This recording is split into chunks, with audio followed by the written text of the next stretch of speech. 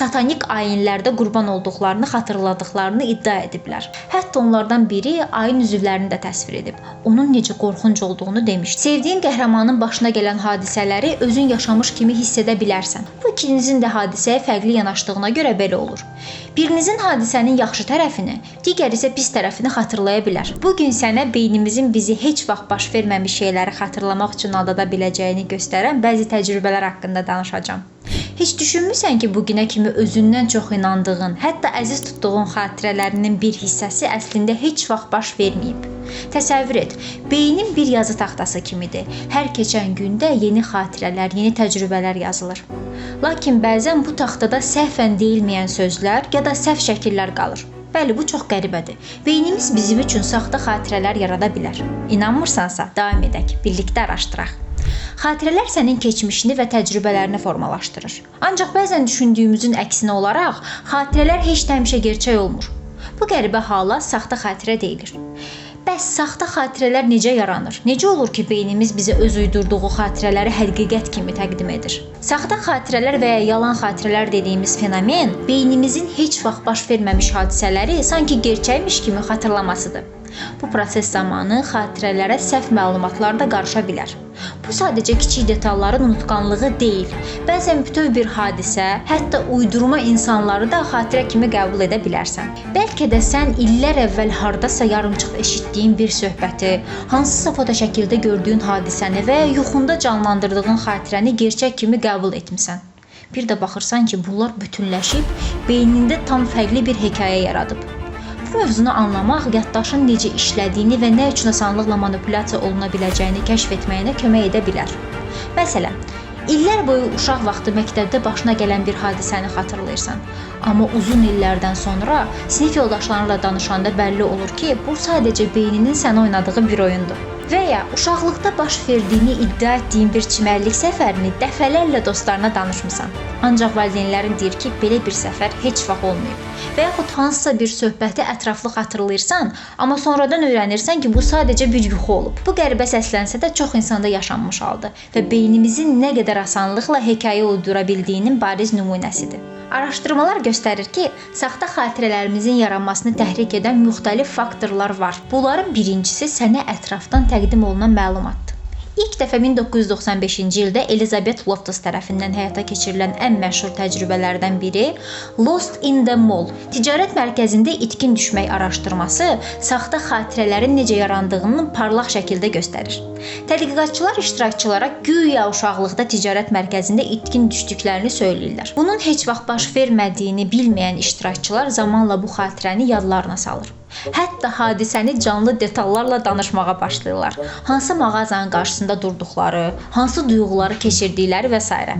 Bu təcrübə bir daha sübut edir ki, beynimiz nəyinsə real olduğuna inanmağa başladısa, çox qısa müddətdə onun xatirəsində yaradır. Bu tip araşdırmalar göstərir ki, yaddaşımız heç də videokamera kimi səhnələri toplayıb saxlamır. Əksinə, hər dəfə xatırlayanda onu yenidən yaradır. Bu yaradılış prosesində isə təsəvvürlər, təkliflər və emosiyalar mühüm rol oynayır.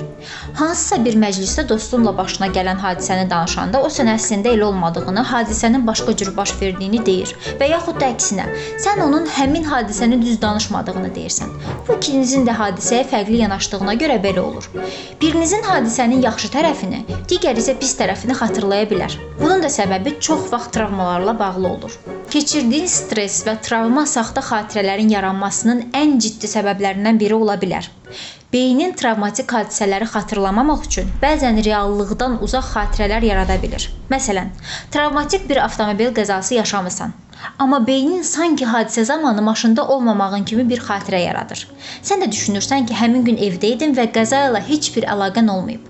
Amma reallıqda hadisənin birbaşa şahidi olmusan. Sadəcə olaraq beynin bu vəziyyəti sənin üçün daha dözümlü bir formaya çevirib. Hətta qəzadan sonra istintaq prosesində polislər aldığı ifadələrdə sənə maşın qırmızı işıqda keçdi, sualını verməsi beynindəki boşluqları dolduraraq saxta xatirələr yarada bilər.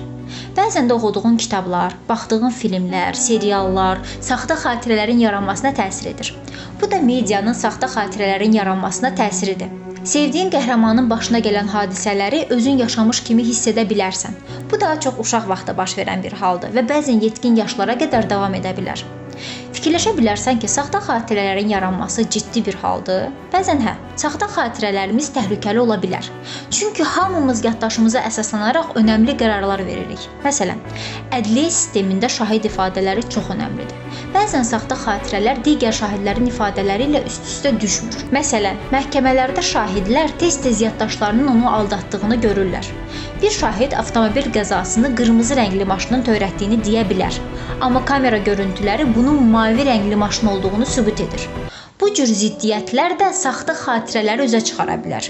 Buna görə də diqqətli ol. Saxta xatirələrinə inanıb kiminsə həyatını alt-üst etmə. Gəl saxta xatirələri necə aşkarlamaq olar ona baxaq. Saxta xatirələri çətin də olsa müəyyən etmək olur. Sən də bəzən təsadüfi hadisələr, elmi araşdırmalar və ya yaxınlarla söhbət nəticəsində bu xatirələrin saxta olduğunu anlaya bilərsən. Deyək ki, illərdir dostlarına uşaq vaxtı ailənlə dəniz kənarında düşərgəyə getdiyini danışırsan. Hətta bu hadisəni hər detalına qədər xatırlayırsan. Böyük çadır, ocaq üstündə bişirilən yeməklər, dəniz qumu. Amma bir gün ailənlə eyni mövzunu müzakirə edəndə məlum olur ki, heç vaxt belə bir düşərgə səfəri olmayıb. Onda başa düşürsən ki, beynin ya başqa insanların hekayələrini mənimsəyib, ya da uşaqlıq fantaziyalarını həqiqət kimi qəbul edib. Yəni, yaxınlarla söhbət edərək saxta xatirələrini aşkarlamaq olar. Ya da uşaq vaxtı sənin üçün böyük bir doğum günü partisi keçirildiyini xatırlayırsan. Hətta ən xırda detallarına, iştirak edən adamlara qədər hamısı yadındadır. Amma fotoalbumu araşdıranda həmin partiyaya aid heç bir şəklin olmadığını görürsən. Fotoalbuma inanmayıb valideynlərindən də partiya haqqında soruşursan. Və beləliklə məlum olur ki, bu sənin beynində yaranan saxta bir xatirədir. Saxta xatirələrin aşkarlanmasının tibbi yolu isə hipnoterapiya və psixoterapiyadır. Terapevtlə söhbət zamanı illərdir inandığın, həqiqət kimi qəbul etdiyin məsələlərin də saxta xatirə olduğu məlum ola bilər. Daha çox posttravma dövründə reabilitasiya zamanı travmatik bir hadisənin yenidən yazıldığı da üzə çıxır. Bəzi terapevtlər hipnoz və ya reqressiya texnikalarından istifadə edərək insanların keçmişdəki travmatik hadisələri xatırlamasına kömək etməyə çalışırlar. Bu prosesdə insanlarda əvvəllər bilmədikləri xatirələr ortaya çıxır. Ancaq bəzi hallarda bu xatirələr həqiqi deyil. Terapevtin yönləndirici suallarının təsiri ilə yaranmış saxta xatirələr ola bilər. Məsələn, bir qadın terapiya zamanı uşaqlığında cinsi istismara məruz qaldığını xatırlayır. Daha sonra ailəsi və digər faktlarla araşdırma aparılır və məlum olur ki, bu hadisə heç vaxt baş verməyib. Sadəcə terapevt uşaq olanda insanlara niyə güvənmirdin sualı ilə onun beynində şübhə toxumları əkib. Bununla da qadının beynində saxta xatirələr yaranıb. Bu hallardan ən maraqlısı 1980-1990-cı illərdə Amerika Birləşmiş Ştatlarında və başqa yerlərdə geniş yayılmış satanik panikadır. Bəzi insanlar terapiya zamanı uşaqlıqda satanik ayinlərdə qurban olduqlarını xatırladıqlarını iddia ediblər. Hətta onlardan biri ayın üzvlərini də təsvir edib. Onun necə qorxunc olduğunu demişdi. Lakin istintaq göstərir ki, belə bir kult heç vaxt mövcud olmayıb və həmin şəxs öz xatirələrini terapevtik seanslar zamanı yaradıb.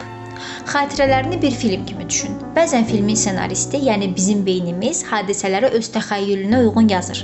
Bəzən xatirələrimizdə bu filmdə rol verilməmiş insanları və ya heç vaxt baş verməmiş hadisələri görə bilərsən. Belə olduqda filmin reallıqlara uyğun gəlmir. Çünki bəzi detallar dəyişib ya da tamamilə əlavə olunub. Film demişkən, saxta xatirələr və onların yaranması ədəbiyyat və kinematografiyada ən çox işlənən mövzulardan biridir.